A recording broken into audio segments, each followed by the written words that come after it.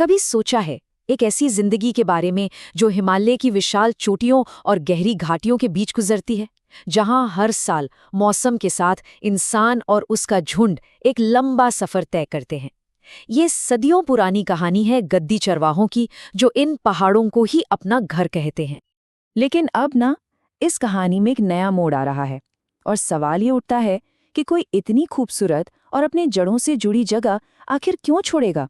ऐसी क्या मजबूरी है जो एक पूरे के पूरे समुदाय को अपने भविष्य के लिए अपने घर से दूर जाने पर मजबूर कर रही है।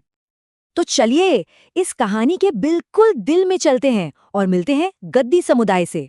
ये हिमाचल प्रदेश के वो लोग हैं जिनकी पूरी जिंदगी, जिनकी पहचान ही भेड़ बकरियों, ऊंचे पहाड़ों और बदलते मौसम के इर्द गिर्द घूमती है। तो ठीक है, अब इसमें थोड़ा और गहराई से उतरते हैं। ये समझने के लिए कि ये लोग पलायन क्यों कर रहे हैं, पहले ये जानना जरूरी है कि ये हैं कौन और इनकी पहचान क्या है। इनका घर है हिमाचल के चंबा जिले का भरमौर इलाका, जिसे शिव की भूमि भी कहा जाता है। और ये उनके लिए सिर्फ नक्शे पर एक जगह नहीं है, नहीं, ये उनकी संस्कृति और आस्था का केंद्र है, उनकी पहचान का एक अटूट हिस्सा है। और देखिए, ये बात वाकई दिलचस्प है कि गद्दी समुदाय की उत्पत्ति की कोई एक कहानी नहीं है। एक कहानी इन्हें सीधे भगवान शिव से जोड़ती है, दूसरी इनके पेशे से, और तीसरी इन्हें एक ऐसे समुदाय की तरह दिखाती है जिसने मुश्किल समय में इन पहाड़ों में पनाह ली थी। ये सारे धागे मिलकर इनकी एक बहुत मजबूत और अनूठी पहचान बनाते हैं। अब जरा आंकड़ों पर नजर डालते हैं। 2011 की जनगणना के मुताबिक हिमाचल प्रदेश में गद्दी समुदाय की आबादी 1,78,000 से ज्यादा थी। ये सिर्फ एक नंबर नहीं है, ये एक पूरा समाज है, एक पूरी जीवन शैली है जो अब एक बहुत बड़े बदलाव का सामना कर रही है। तो अब आते हैं इस विश्लेषण के सबसे अहम हिस्से पर। वो कौन सी आधुनिक वजह हैं, वो कौन सा दबाव है जो इस समुदाय को अपनी पुश्तैनी जमीन छोड़ने पर मजबूर कर रहा है। तो असली सवाल यही है, वो कौन सी ताकतें हैं जो इतनी मजबूत हैं कि लोगों को अपनी शिव की भूमि छोड़ने के लिए मजबूर कर रही हैं। जिस स्टडी पर यह विश्लेषण आधारित है, वो हमें कुछ बहुत साफ साफ जवाब देती है। ये आंकड़े देखिए, तस्वीर बिल्कुल साफ हो जाती है। सबसे बड़ी वजह 32% बेहतर ट्रांसपोर्ट की कमी है। उसके ठीक पीछे 27% बेहतर शिक्षा की तलाश है और 25% स्वास्थ्य सुविधाओं की। मतलब ये लोग किसी ऐशो आराम के लिए नहीं, बल्कि बुनियादी जरूरतों के लिए अपना घर छोड़ रहे हैं।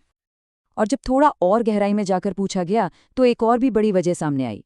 40% लोगों के लिए सबसे बड़ा कारण है एक स्थिर आजीविका, यानी रोजी रोटी की तलाश। इससे पता चलता है कि भेड़ बकरी पालने का उनका परंपरागत पेशा अब शायद पूरे परिवार की जरूरतें पूरी करने के लिए काफी नहीं रहा। ये सब कुछ हमें एक बहुत ही सीधे और जरूरी सवाल पर ले आता है। क्या उनके अपने घर में उनकी बुनियादी मानवीय जरूरतें भी पूरी हो पा रही हैं? 68%।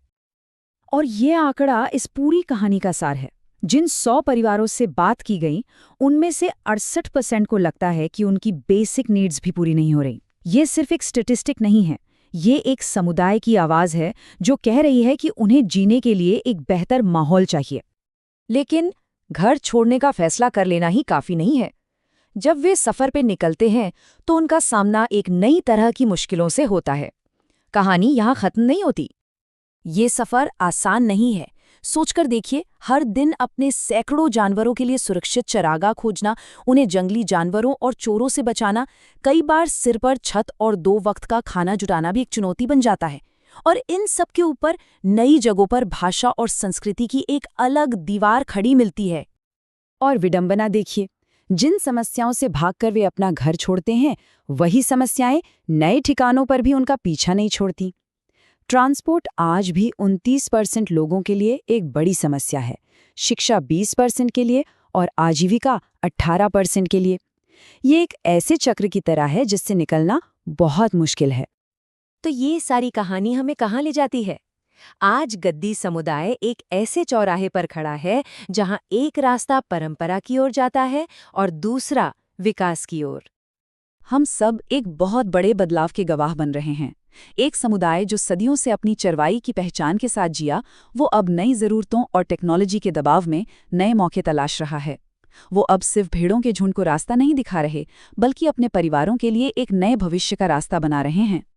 इस स्टडी का निष्कर्ष पूरी बात को एक लाइन में समेट देता है। पलायन का मुख्य कारण बुनियादी सुविधाओं की कमी है। दूर दराज की पहाड़ियों में रहने के कारण सरकारी योजनाएं उन तक नहीं पहुंच पाती, जिससे समुदाय को पलायन के लिए मजबूर होना पड़ता है। बात इतनी सीधी है और उतनी ही जटिल भी। और यहीं पर हमारे लिए एक आखिरी और सबसे ज़रूरी सवाल खड़ा होता है। गद्दी समुदाय की कहानी सिर्फ एक समुदाय की नहीं है, ये हम सब के लिए एक सवाल है कि जैसे जैसे दुनिया आगे बढ़ रही है, हम ये कैसे पक्का करें कि तरक्की के इस दौड़ में किसी की पहचान, किसी का इतिहास और किसी की संस्कृति पीछे न छूट जाए।